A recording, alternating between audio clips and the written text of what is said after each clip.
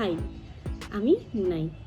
সামনে আমার বিয়েতে আমাদের অনেক কিছু লাগে, আর বাঙালিদের বিয়ের নিয়মকানুন তো জানোই, একটার পর একটা শেষ আর হয় না। সেরকমই আমাদের বাড়িতে একটা নিয়ম আছে। তার আগে আমি বলে দিই, আমার ভালো নাম বর্ণালী বোস। আমাদের বোস বাড়িতে অনেক পুরনো বাড়ি, বনিদি বাড়ি। তো আমাদের বাড়িতে একটা নিয়ম আছে, সেটা হচ্ছে যে পিঁড়িতে আজ পর্যন্ত বিয়ে হয়ে এসেছে সবার, সেই পিঁড়িতেই আমাদের বিয়ে করতে হয়। তো এবার আমি খুঁজতে এসেছিলাম আমাদের পুরনো বাড়িতে বিয়ের পিঁড়িগুলো কি অবস্থায় আছে। তো আমি কি খুঁজে পেলাম তোমাদের দেখাচ্ছি। এই হচ্ছে বিয়ের পিঁড়ির কন্ডিশন, ঠিক আছে? এটা না হলেও মনে হয় 50-60 বছর পুরনো বিয়ের পিঁড়ি, তার বেশি তো কম না। আরও একটা আছে যেটা অনেক ভারী আর অনেক বড়, এটা বললো নাকি বরের বসার জন্য। আরেকটা আছে যেটা নাকি বউ বসে। আমাদের বসবাড়ির নিয়ম হচ্ছে বংশ পরম্পরায় এই পিঁড়িতে বিয়ে হয়ে এসেছে, এই পিঁড়িতেই বিয়ে করতে হবে। কিন্তু পিঁড়িগুলোর অবস্থা দেখে আমার কান্না পাচ্ছে। এখন এই পিঁড়িগুলোকে আমাকে সুন্দর করে সাজাতে হবে। ভেবেছিলাম তো আর্ট করব, কিন্তু পিঁড়িগুলোর যা কন্ডিশন, তাতে কতটা আর্ট করতে পারবো, কতটা ছবি আঁকতে পারবো আমি নিজেও জানি না। তবে চেষ্টা করব যতটা হয়। আরেকটা পিঁড়ি তোমাদের দেখাচ্ছি, ভীষণ ভারী এই পিঁড়িটা। হ্যাঁ, এই দেখো ভুলে খেয়ে গেছে ব্যাপারটা, দাদা কোনো রকমে এগুলোকে লাগিয়েছে। এই পিঁড়ি স্টোরি দিয়েই আমার মনে হচ্ছে একটা পুরো ব্লগ হয়ে যাবে। পিঁড়ির সাইজ দেখেছো? ভীষণ ভারী, অরিজিনাল পুরনো কাঠের, 50-60 বছর পুরনো তো হবেই। এই পিঁড়িটাকে আমি দেখি কতটা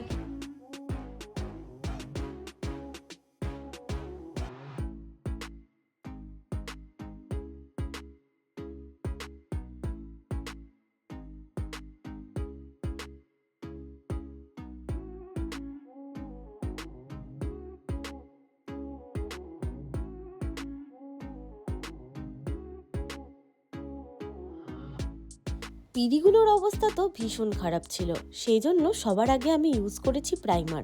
ভালো করে দুদিকে প্রাইমার লাগিয়ে আমি প্রথমে শুকিয়ে নিয়েছি। এই পিঁড়িটা কমপ্লিট করতে আমার কিন্তু 2 দিন সময় লেগেছিল।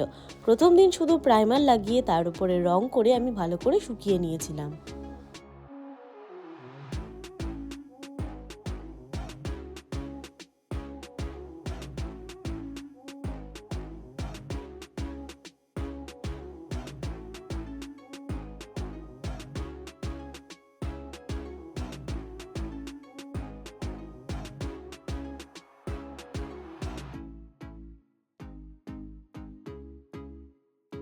এই পিঁড়িটা রং করতে করতে তোমাদের সঙ্গে একটু গল্প করি।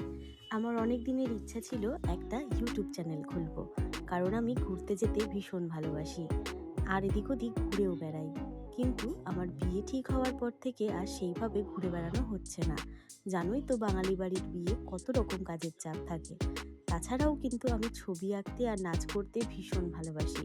তাই ভাবলাম আমার চ্যানেলে এইসব নিয়েই টুকটাক ভিডিও আমি শেয়ার করবো।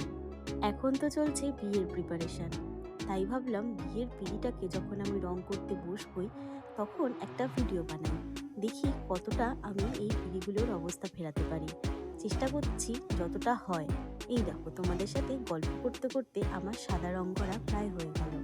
এই রংটা করার পরে ভালো করে পিঁড়িগুলোকে আমি শুকিয়ে নেব, তারপর এর উপরে আবার আরেকটা কোটিং করব। আসলে পিঁড়িগুলো সমান না হওয়ার জন্য কিছুতেই রং বসছিল না। দেখো, অনেক জায়গায় ঘুনে খেয়ে রয়েছে, সেই জন্য সেখানে কিছু কাঠের গুঁড়ি দেওয়া ছিল, যার কারণে কিছুতেই রং কিন্তু একদম প্লেন হচ্ছিল না। যতটা হয় আমি চেষ্টা করেছি, দেখি ফাইনাল রেজাল্ট কি পাওয়া যায়।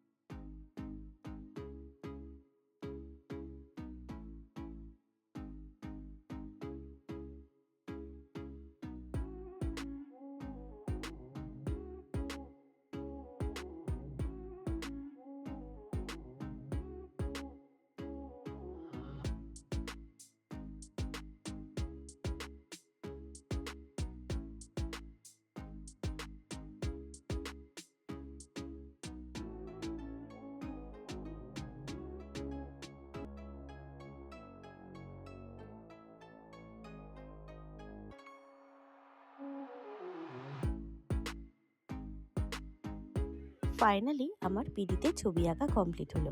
পিঁড়িগুলোর যা অবস্থা ছিল আমি তো ভাবতেও পারিনি যে ছবি এঁকে আমি কমপ্লিট করতে পারবো। আর পিঁড়িগুলো এতটাই উঁচু নিচু ছিল যে এটাতে ছবি আঁকতে গিয়েও আমার খুব কষ্ট হয়েছে। কেমন হয়েছে তোমরা কিন্তু কমেন্ট সেকশানে আমাকে জানিও। আর যদি আমার ভিডিওগুলো তোমাদের ভালো লাগে তাহলে কিন্তু অবশ্যই চ্যানেলটা সাবস্ক্রাইব করে দিও। দেখা হচ্ছে তোমাদের সঙ্গে আবারও একটা নতুন ব্লগে। আজকের মতন এখানেই শেষ।